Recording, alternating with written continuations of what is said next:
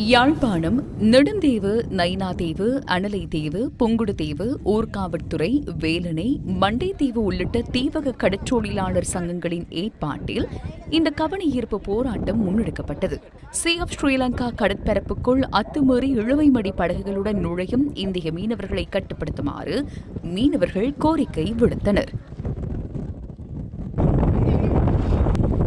இலங்கை கடற்பரப்புக்குள் வெளிநாட்டு இழுவைப் படகுகள் மேற்கொள்ளும் சட்டவிரோத அடிமடி இழுவை மீன்பிடியை தடுக்க உறுதியான மற்றும் பயனுள்ள நடவடிக்கையை மேற்கொள்ளுதல். கடல் உயிரின பல்வகை, மீன்வளம் மற்றும் நீல பொருளாதாரத்தை எதிர்கால தலைமுறைக்காக பாதுகாக்க வழிவிடுதல். கடலை நம்பி வாழும் மீனவ மக்களை பாதுகாப்போம். எங்களை இந்த வடக்கு இருக்கின்ற கடலில் இருக்கிற மீனவ சமூக முழுக்க பேரையும் இந்தியா அரசு உடனடியாக எங்களுக்கு ஒரு முடிவு கட்டணும். இது கனகாலம், இது காரைக்கால், நாகப்பட்டினம், பாண்டிச்சேரி போட்டு ஒவ்வொரு நாளும் வந்து அடிக்கணும் தேன் இல்லாமல். ஆகவே நாங்கள் தமிழ்நாட்டுக்கு சென்று எங்களுடைய மீனவர்களுடைய உண்மையான நிலைமை, பரிதாபமான நிலைமையை நாங்கள் அவர்களுக்கு எடுத்து கூறியிருக்கிறோம்.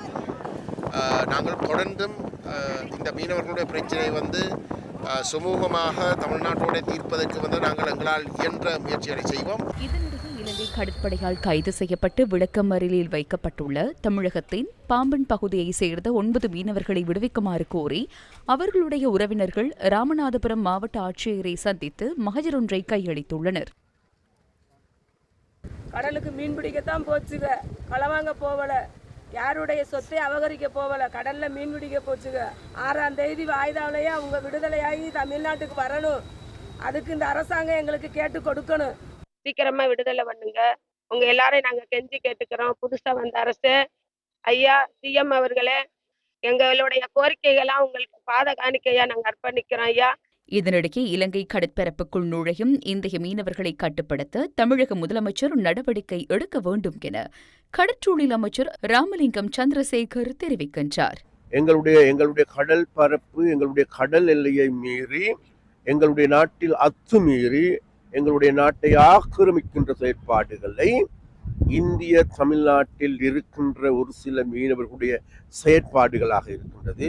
அதனால் அந்த செயற்பாட்டினை தடுப்பதற்கு, எங்களுடைய மீன் வளங்களை பாதுகாப்பதற்கு, எங்களுடைய கடல் வளத்தை பாதுகாப்பதற்கு ஏதுவான நடவடிக்கைகளை நாங்களும் எடுக்கின்றோம். அதே நேரத்தில் இன்றைக்கு விஜய் அவர்களிடமும் முதலமைச்சர் அவர்களிடம் நாங்கள் கேட்கின்றோம், உங்களது நாட்டில் இருந்து வருகின்ற கடல் கொள்ளையர்களிடம் இருந்து எங்களுடைய கடலை, எங்களுடைய மக்களுடைய வாழ்வாதாரத்தை பாதுகாத்துக் கொள்வதற்காக போராடுகின்றார்கள். இதை சம்பந்தமாக ஆய்வு செய்யுங்கள். ஆய்வு செய்து உண்மையிலேயே நீங்கள் சொல்லுகின்றது போல ஒரு நல்ல ஒரு ஆட்சியை ஏற்படுத்துவீர்களாக இருந்தால் இதற்கு எதிரான நடவடிக்கைகளை விஷேடமாக தமிழ்நாட்டில் இருந்து நீங்கள் எடுப்பீர்கள் என்று நாங்கள் எதிர்பார்க்கிறோம்.